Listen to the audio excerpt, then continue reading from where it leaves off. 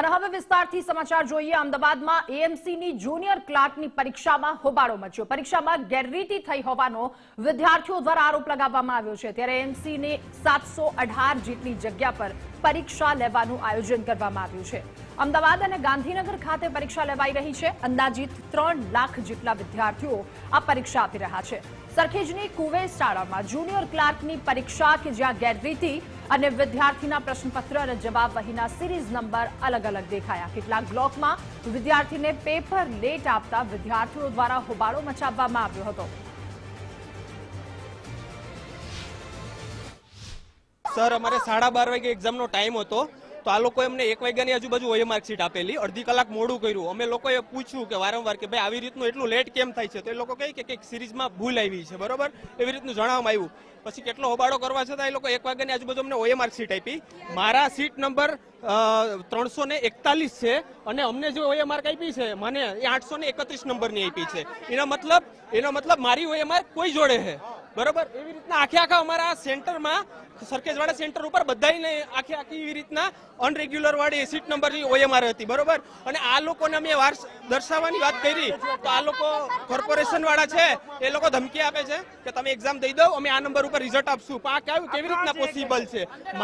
મારું answer seat જ number 341 છે અને 831 ઉપર હું એક્ઝામ આપું તો રિઝલ્ટ તો બીજાનું જ આવવાનું છે। ક્વેશ્ચન બુક નંબર અને ઓમાયન નંબર સેમ આવો છે, તો ક્વેશ્ચન બુક નંબર અને ઓમાયન નંબર સેમ હોય તો તમે માર્કશીટ અમારી પાસે બી આન્સર રહે ને કે મેં પેપર સાચું લખ્યું છે।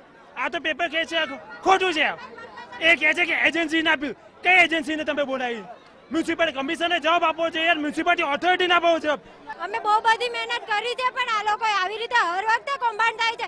આ વખતે તો જોવા પેપરની સિરીઝ આખી બદલી ગઈ છે અને અમે લોકોની ઓએમઆર તો બદલી છે પણ ઉપર પેપર ચાલુ હતું। 25 જણા પેપર ભરતા હતા અને એ લોકોએ જે આન્સર આવતો હતો એ જ લખ્યો છે, બાકીનામાં ઈ કરેલો।